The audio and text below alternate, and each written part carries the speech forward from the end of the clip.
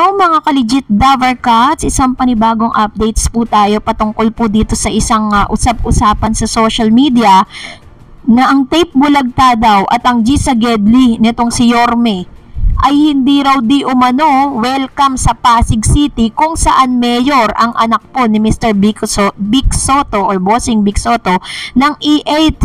Gano nga ba katotoo ang lahat ng ito? But before that, if you haven't subscribed yet to my YouTube channel, please don't forget to like, share, and subscribe at i-hit mo na rin ang notification bell for more showbiz updates.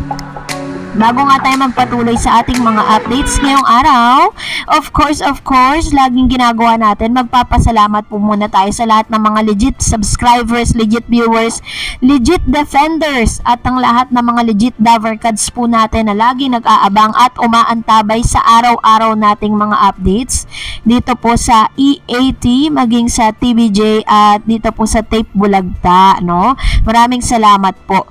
At ngayong araw nga lumabas na rin po ang TV rating ng September 15 to 18 kung saan nangunguna pa rin ang EAT. September 15, 4.3, September 16, 4.8, and September 18, 3.7. And 3.1 naman ang ito pong Tape Bulagta, 3.2, 3.1, 3.1, 3.4, and 3.4. So pumapangalawang It's Showtime, pangatlo po ang Tape Bulagta. Ay nako, parang talagang forever na atang magiging ganito ang labanan sa noon time, ano. Unbeatable talaga ang masasabi ang TVJ. Kaya kahit ano pong gawin po nila, wala talaga silang ibubuga dito sa mga original. Diyos ko, for how many years na po silang namamayagpag at wala pa pong nakatalo, no, sa TVJ dito pagdating po sa noon time. Kaya naman nagpupumilit tong mga Tape Bulagta na ito na kala nila mauungusan nila, at isa sa mga talagang kinaiinisan ngayon ng ilan sa mga TVJ sa defenders, TVJ sa followers, ito pong isang vlogger na nagsasabi laging number 1 daw sa ang Tape Bulagta. Siguro po number 1 sila in their own right. Karapatan niyang sabihin nyo na number 1 siya pero wala siyang maipakitang ebidensya. Yun lang po yun. Kaya naman wag na tayo magalit sa kanya, baka meron po siyang pinagdadaanan. At doon niya lang po ibinubuhos lahat ng kanyang mga pinagdadaanan, ano. So, tawanan na lang natin siya kasi the more na pinapansin siya, baka mas sumikat pa, no? So, ito na lang po ang pagtuunan natin ng pansin, yung mga talagang nagmamahal sa legit Davercats at legit TVJ. At of course, ngayong araw nga ay pinag-uusapan nga, no, ito po yun, no, ito yan, pinag-uusapan niya ng mga, na sabi nitong may mental health issue ata tong si vlogger na ito, na sinasabi niyang meron daw, ang totohanan daw na ang nagbuhat daw sa tape ay ang nagbuhat daw sa Eat Bulaga for the longest time ay ang Tape Incorporated. Nakakainis pakinggan, 'di ba? Hello, kahit po ilang programa pa ang i-produce po ninyo, kung hindi po talentado at magagaling at walang sinabi ang mga host na ilalagay ninyo, wala rin pong mangyayari. Katulad na nangyayari ngayon, realistic po, real talk po yan. Ngayon, sasabihin ba nila na ang bumubuhat ngayon sa fake bulagtayang tape? Hindi po. Kasi kung wala po mga talent, kaya bang mag-host ni Halusos, ni Romeo Halusos for 43 years? Hindi. Kaya talaga masasabi mong may mental health issue, ito pong isang isang vlogger na ito.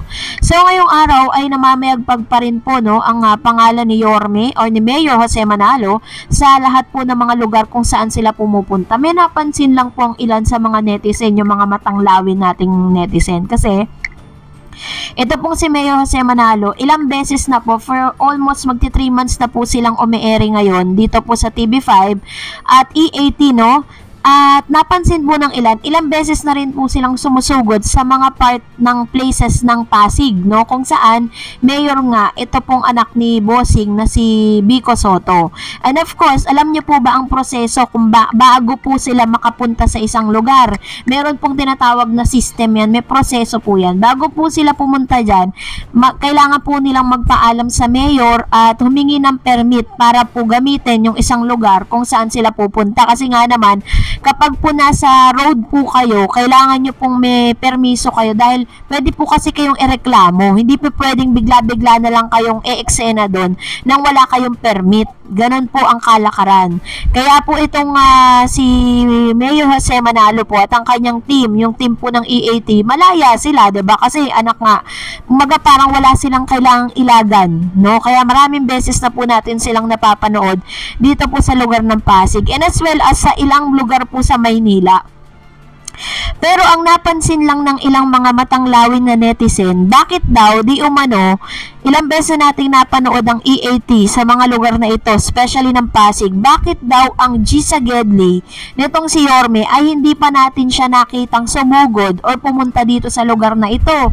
As I've said earlier, meron pong tinatawag na permiso or permits coming from the City Hall, which is ang mayor po ng Pasig ay walang iba kundi si Vico Sotto. So may signatory po yan. Kailangan po mag-sign ng signature or nag-signature ang mayor para po payagan. Kaya naman, ito po mga bashers po ng TVJ, parang iniintriga ngayon yung ito pong conflict of interest na naman daw. Samantalang, para lang po sa kaalaman ng lahat, hindi po pag-aari ni Vico Sotto ang Pasig. Siya lang po ang namumuno bilang mayor, which means anytime kung sino po yung gustong pumunta, magbigay ng papremyo or mag-show dito po sa kanilang lugar, Vico doesn't have any rights para po pigilan yon. It's just so happen siguro parang ito po POV ko lang, point of view ko lang na baka na iilang sila or parang na-awkwardan sila na pupunta sila sa lugar kung saan mayor po, no? Ito pong napakalakas po ng EAT sa Pasig. Dahil 'di ba kung matatandaan ninyo nung last time po na nagpunta diyan itong si Mayor Jose Manalo, kabi-kabi lang ang pagkain po ang ipinadala ng mga taga Pasig, yung Pasiggenyo ba tawag sa kanila o Pasig na mga netizen diyan o citizen, nagpadala ng iba't ibang pagkain na talagang nagpapakita ng 100% support. Kaya hindi po totoo na pinipigilan ni Vico Sotto ang Gisa Gedli na mag-show dyan po sa lugar ng Pasig. Kailangan lang talaga nilang dumaan sa proseso. So dahil po dyan, narito naman ang ilan sa mga komento po natin, no? Na komento po ninyo na magre-react tayo sa ilan sa mga reactions ninyo patungkol sa last update. Unahin po natin ang komento mula kay Gloria Kenny. The advertiser who prepaid are only waiting to finish the months that they prepaid and we will quit advertising with them.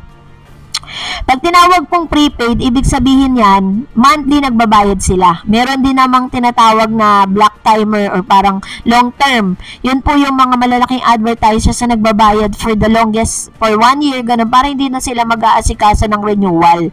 Sabi ni Bien Let Me Know Channel, loyalty is the essence of integrity. Salute para kay Jenny Pere. True. Kasi naman diba si Miss Jenny Pere po is isa yan sa mga executive ng TIP.